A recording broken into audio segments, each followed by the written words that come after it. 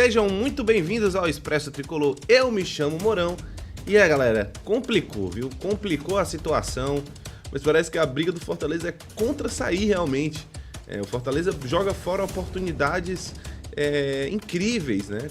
Inclusive 2 jogos perdendo para times com um jogador a menos, tendo resultado contra o Santos e perdendo o ponto, né? Que seria tão crucial para encurtar a distância. E agora, um gol aos 90 minutos, né? Aos 45, quase 46 ali, o Pedro Raul deu números finais à partida e um empate contra o Ceará tem um gosto muito mais que amargo. Claro que não é um resultado definitivo, não significa ali o rebaixamento do Fortaleza, mas se complica demais essa situação. Fortaleza ainda vai ter muitos jogos e, claro, você acompanha tudo aqui no Expresso Tricolor, então não vou deixar de pedir, né? Você deixa o like, compartilha esse vídeo, deixe seu comentário, que é muito importante, também deixa o hype, porque ele indica para as pessoas que você está curtindo demais o nosso conteúdo e eu conto demais com a sua participação aqui no Expresso. Sem mais enrolação, vamos discutir todos os contextos e todos os possíveis caminhos do Fortaleza para tentar escapar do rebaixamento e da Série B em 2026. Tamo junto. Vamos lá para mais um vídeo aqui no Expresso Tricolor.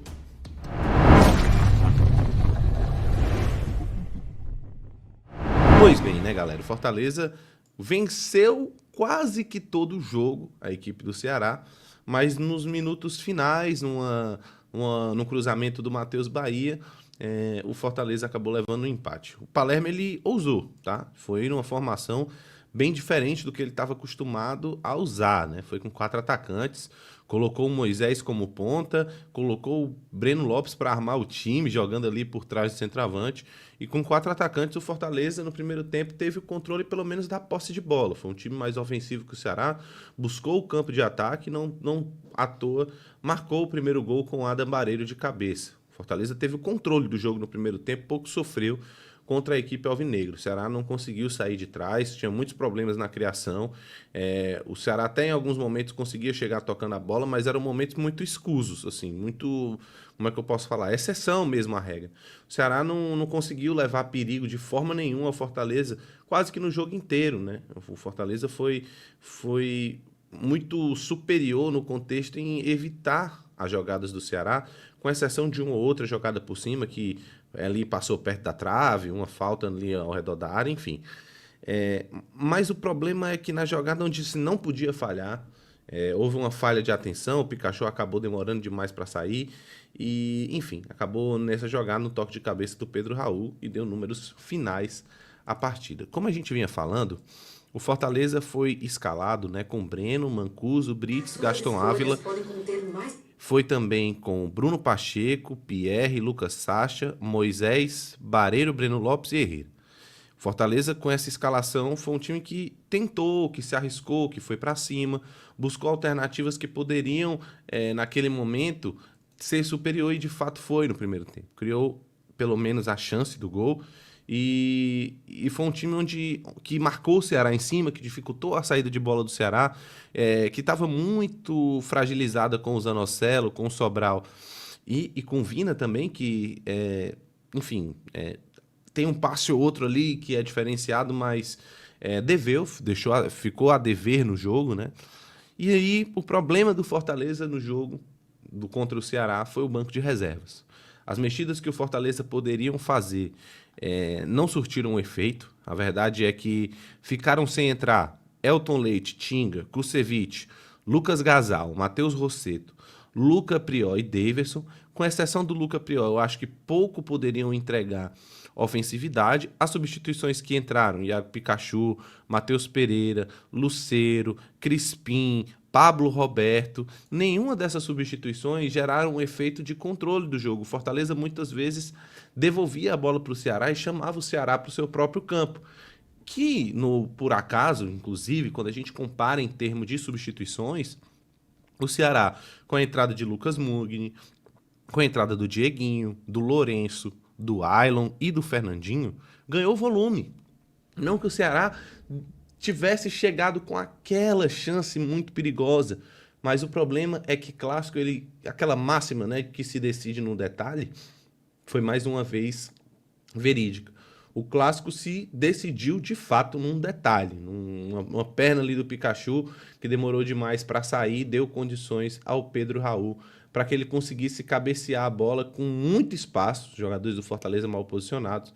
Ele conseguiu colocar a bola no canto do Breno, que pouco pôde fazer para defender, e deu números, como eu disse mais outras 2 vezes, deu números finais ao encontro entre Fortaleza e Ceará, o último do ano. Fortaleza segue sem vencer a equipe de Porangabuçu. Com isso, o problema do Fortaleza não aumentou, porque já era difícil, já era essa distância de pontos, mas agora, com a definição dos jogos da rodada, o foco do Fortaleza pode ser que tenha mudado, né? O Santos aparentemente parece que vai se complicar realmente, tem um confronto muito difícil contra o Flamengo na próxima rodada, enquanto o Vitória vai enfrentar o Botafogo. Então agora o Fortaleza vai ter que, antes de tudo, fazer o que não está conseguindo, que é matar os jogos. O Fortaleza teve a oportunidade de ganhar 3 jogos seguidos. Esteve no controle desses 3 jogos, estava melhor do que o Santos, não conseguiu segurar o resultado, foi jogado para trás pelo Santos, principalmente com a entrada do Neymar e justamente com as substituições do Fortaleza, que parece que pioram o time quando acontece, pela qualidade dos jogadores que estão no banco. Não dá para dizer que o Fortaleza é prejudicado, porque, enfim, o elenco do Fortaleza é esse, a gente vai ter que sobreviver com isso. Mas você começar com o Moisés, logo de cara, com a defesa montada, talvez a melhor estratégia seria colocar o Moisés mais descansado no segundo tempo, mas aí você vai me falar que talvez não tivesse saído o gol no primeiro tempo. Então, é difícil a gente fazer qualquer parâmetro, qualquer análise, quando você vai olhar para o resultado já definido, né? Qualquer coisa vai parecer meio aquele engenheiro de obra pronta, né? E o Fortaleza ainda teve outra chance de matar o jogo quando estava de 1-0, uma falha ali do Marcos Vitor, que foi querer sair jogando dentro da área, a bola sobra para o Herrera e o Bruno Ferreira faz a defesa do jogo. O lance mais importante do jogo, o Bruno Ferreira foi lá e fez uma defesa que naquele momento significava o Fortaleza praticamente matar o resultado e colocar os 3 pontos embaixo do braço. Infelizmente o gol não veio, o empate veio e a tabela de classificação do Campeonato Brasileiro ficou da seguinte forma, e a gente vai focar muito nessa batalha final, mas a tabela do Brasileiro ficou com Palmeiras na liderança, um pouco destacado do Flamengo agora com a vitória contra a equipe do Santos, Flamengo, Cruzeiro, Mirassol, Bahia, Botafogo, Fluminense, São Paulo, Vasco, Corinthians, Atlético Mineiro, Bragantino, Ceará, Grêmio, e aí a briga contra o rebaixamento, que ganhou, parece que mais um time, tanto na disputa para sair, quanto na disputa para entrar na zona de rebaixamento, se é que existe, né? O Internacional, que perdeu para o Vitória, vem numa sequência de 3 derrotas e um empate, parece que vai querer brigar também para cair, né? Chega a 36 pontos, 3 pontos atrás da equipe do Santos, e tem um destacamento entre Santos, Juventude e Fortaleza. Fortaleza foi ultrapassado pelo Juventude, que ganhou do Sport, por mais que o Fortaleza tenha um jogo a menos do que os adversários, e o Santos também, mas esse jogo a menos do Santos contra a equipe do Palmeiras, né? E o Fortaleza tem um jogo a menos contra o Atlético Mineiro fora de casa. Quando a gente olha para esses resultados, parece que esse jogo contra o Atlético Mineiro ele ganha um peso diferenciado. O Fortaleza vai ter que vencer a equipe de Minas para tentar ganhar algum fôlego dentro do campeonato.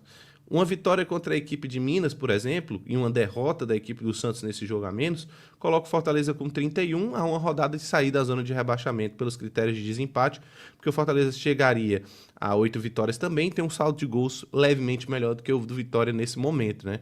E uma vitória contra o Atlético Mineiro diminuiria esse saldo aí de menos 17, mas o Fortaleza precisa fazer o que não fez no campeonato inteiro, que é ganhar os resultados fora de casa. Fortaleza tem apenas uma vitória jogando fora de seus domínios e vai ter nesse jogo a menos contra o Atlético Mineiro a chance de conseguir fazer o que ainda não fez no campeonato, o que fez só uma vez, né? Mas o que falta, a palavra talvez que falte ao Fortaleza seja a consistência. O Fortaleza é um time que tem falha muito dentro do próprio jogo, fez um bom primeiro tempo contra o Ceará e o segundo tempo é muito ruim, chama o Ceará para cima dele e aí amarga mais um resultado que é daqueles, né? Daqueles resultados de ficar o gosto amargo na boca, né? Então, Fortaleza agora tem como sequência de campeonato jogos complicados contra Grêmio no domingo às 20h30 da noite Esse jogo que ganhou um caráter de final para a equipe do Fortaleza. Tem que vencer a todo custo. Como eu falei,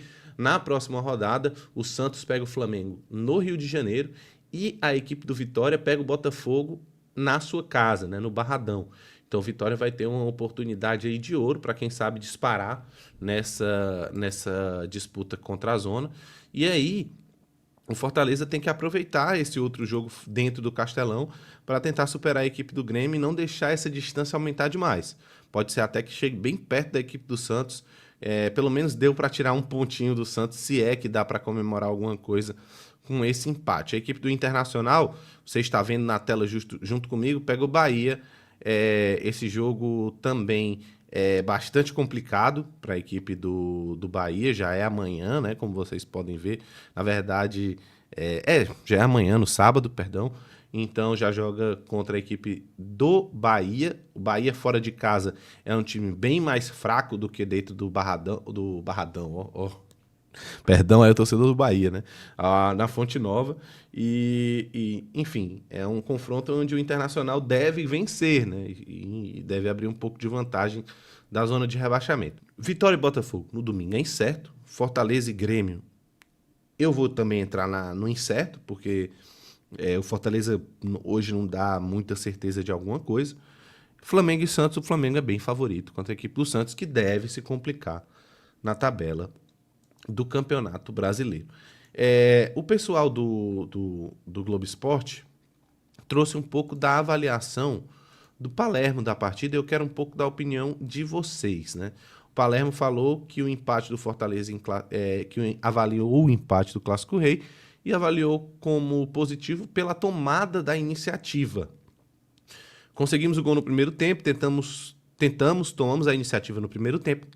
Sabíamos que o Ceará iria nos esperar. Creio que a equipe se portou bem e estava à altura do clássico. Sabíamos do perigo dos cruzamentos e da presença de um 9, que foi a maneira que eles chegaram. Tivemos nossas chances, buscamos o resultado, tentamos e tivemos trabalho, mas são coisas que às vezes acontecem em clássicos.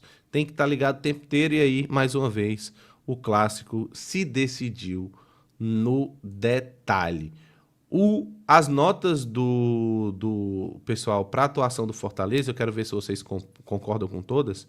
Breno, 5,5. Eu acho que não dá para avaliar negativamente, porque o Ceará chutou muito pouco no gol, e quando chutou com maior incisividade, né, com maior força, foi gol, né? O Mancuso, 5,5. Eu acho que fez até um bom jogo.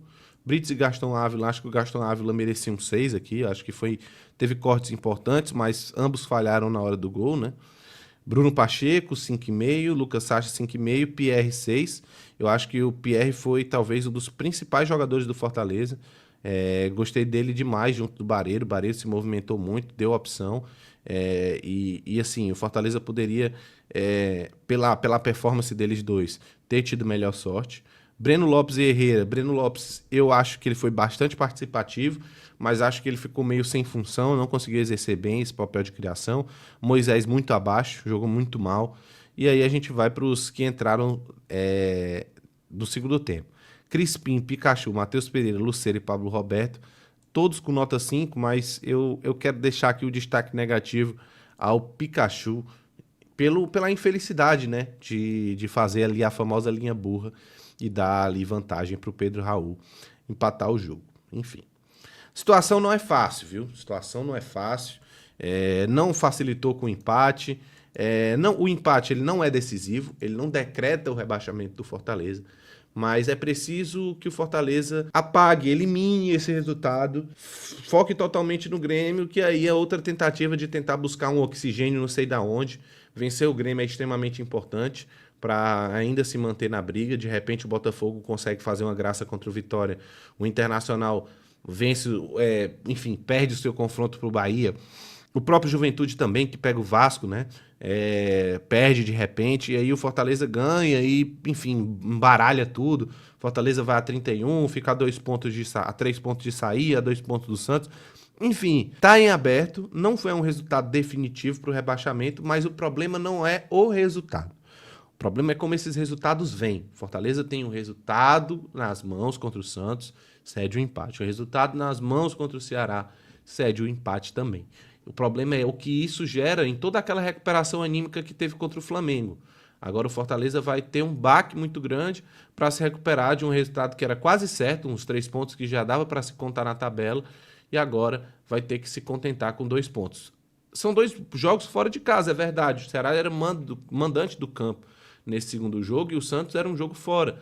Você ir para fora de casa, 2 jogos, e voltar com 2 pontos, em outro cenário não é ruim. O problema é o buraco em que o Fortaleza se meteu. E aí todo resultado que não seja vitória pune demais e tira a confiança do torcedor. Então quero que você diga aqui sua opinião sobre o jogo. Acho que deu pra gente conversar sobre todos os aspectos, mostramos tabela, mostramos os adversários, conversamos um pouco sobre quem os adversários vão enfrentar. Quero demais a tua opinião. Quero também pedir para você entrar em contato com a Alterga, tá? Comentários aqui na descrição do vídeo. A Alterga que tá aí com soluções energéticas diferenciadas nesse tempo de bandeira vermelha. Você ter um alívio na sua conta é muito importante, tá? A Alterga, inclusive, para você ficar ciente, ela não tem taxa de instalação. Você só recebe o abatimento na sua conta de luz com a assinatura. Então fala com eles, o contato mais uma vez está na descrição deste vídeo. É muito importante que você tenha pelo menos a ideia para fazer um orçamento, para ver que o impacto é de verdade. A gente sabe que hoje a conta de luz é um gasto muito grande, bandeira vermelha, como eu falei, fazendo com que o custo da conta de luz pese bastante no seu orçamento, e a Alterga ela vai trabalhar justamente nisso, evitando com que você não tenha que se preocupar com aquele ar-condicionado ligado, com aquilo que você precisava fazer e não vai poder mais fazer porque tem que economizar a luz. É mais conforto, é mais capacidade de uso das coisas que você tem à sua disposição na sua casa, sem se preocupar tanto com a dor no bolso no fim do mês. Então chega junto com a Alterga, deixa teu hype, tá? Não esquece não, é de graça, ajuda demais a gente aqui na criação de conteúdo para fazer com que esse vídeo chegue a mais pessoas. Tamo junto e tchau, tchau.